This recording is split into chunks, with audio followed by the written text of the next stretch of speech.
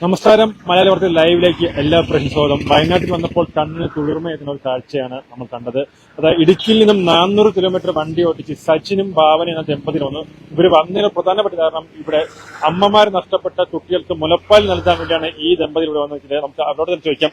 സച്ചിൻ, ഇത് ഇങ്ങനെ ഒരു തീരുമാനം എടുക്കാനുള്ള കാരണം? നമുക്കും ഈ കാണുന്ന പോലെ തന്നെ ഒരു 4 മാസം പ്രായമുള്ള ഒരു കുഞ്ഞുണ്ട്. അപ്പൊ ആ കുഞ്ഞിന് ഒരു 5 മിനിറ്റ് പാല് കിട്ടാൻ വയ്യ. ആ കുഞ്ഞുണ്ടാകുന്ന ബുദ്ധിമുട്ടുകൾ നമ്മൾ മനസ്സിലാക്കുന്നതാണ്. പിന്നെ ഇവിടെ ഉണ്ടായ ദുരന്തം എന്ന് പറഞ്ഞു കഴിഞ്ഞാൽ നമുക്ക് സങ്കല്പിക്കാൻ പോലും പറ്റുന്നതിനപ്പുറമാണ്. അപ്പം ആ തരത്തിൽ നമുക്ക് ഒരു വീട് വെച്ചു കൊടുക്കാൻ അങ്ങനെയുള്ള സഹായങ്ങൾ ചെയ്യാൻ പറ്റില്ല. അപ്പൊ നമുക്ക് പറ്റുന്ന ഒരു സഹായം എന്ന് പറഞ്ഞു കഴിഞ്ഞാൽ ഇതാണ്. അതുകൊണ്ടാണ് അതിന് മുന്നിട്ട് ഇറങ്ങിയത്. തീരുമാനം സച്ചിനായിട്ട് എടുത്താണോ അതോ? രണ്ടുപേർക്കും ഓക്കെ ആയിരുന്നു. നമ്മളിങ്ങനെ പോലെ ന്യൂസ് കണ്ട് ആ കുഞ്ഞിനെ ഇങ്ങനെ എടുത്തു പിടിച്ചേക്കുന്ന ആ ഫോട്ടോ കണ്ടു കഴിഞ്ഞപ്പോൾ നമുക്കത് സംഭവം കണ്ടു കഴിഞ്ഞപ്പോൾ നമുക്ക് വളരെ ബുദ്ധിമുട്ട് തോന്നി. നമ്മുടെ മക്കളും അങ്ങനെ തന്നെയാണുള്ള ഒരവസ്ഥ വന്നു കഴിഞ്ഞാൽ നമ്മൾ ചിന്തിച്ച് നോക്കിയപ്പോഴാണ്. അതുകൊണ്ടാണ് ഇതിപ്പോ സച്ചിൻ സന്ദറിനെ വിളിച്ച് പറയായിരുന്നു അതോ എങ്ങനെയാണ് ഇത് വാർത്ത അറിയിച്ചത്?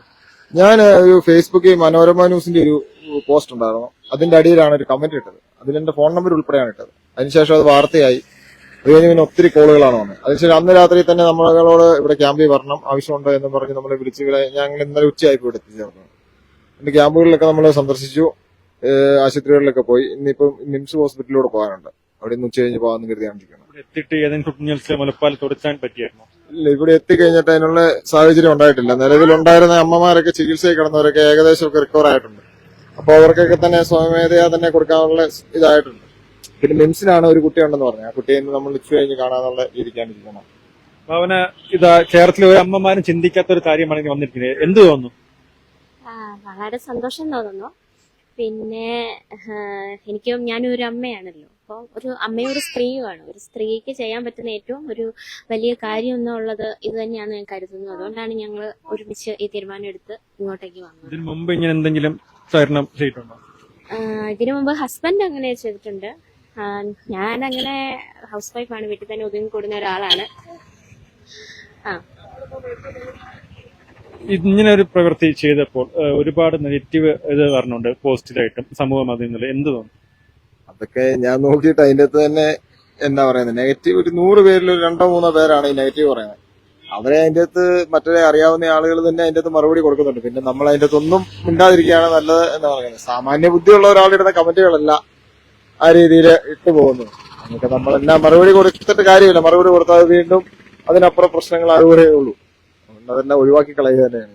സച്ചിൻ ഇപ്പം ജോലിയാണ്. എന്താണ് ജോലി? ഞാനിപ്പോ വാഹനം ഓടിക്കുകയാണ്, പിക്കപ്പ് ഓടിക്കുകയാണ് വേറെ തന്നെ. ഇങ്ങനെ ഒരു വാർത്ത പുറത്ത് വന്നപ്പോൾ സ്വന്തം നാട്ടിൽ നിന്നുള്ള സപ്പോർട്ട് എങ്ങനെയായിരുന്നു?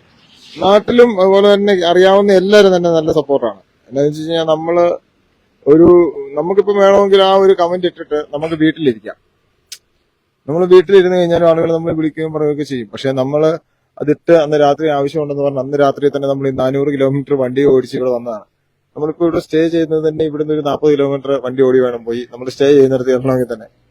അപ്പൊ നമുക്ക് എന്താന്ന് ചോദിച്ചു കഴിഞ്ഞാൽ എങ്ങനെയെങ്കിലും ഒരു കുഞ്ഞിനെങ്കിലും അതൊരു ഗുണമാകുവാണെങ്കിൽ അതൊരു ഉപകാരമാകട്ടെ എന്ന ഒരു രീതിക്കാണ് നമ്മളിപ്പം ഇത്രയും ദിവസം നിൽക്കുന്നത്. ഇന്നിവിടെ എങ്ങനെയാന്നുള്ളത് നമുക്ക് നോക്കാമെന്നാണ് ആലോചിച്ചിരിക്കുന്നത്. Reporter Abhilash, cameraman രാജുവിനൊപ്പം.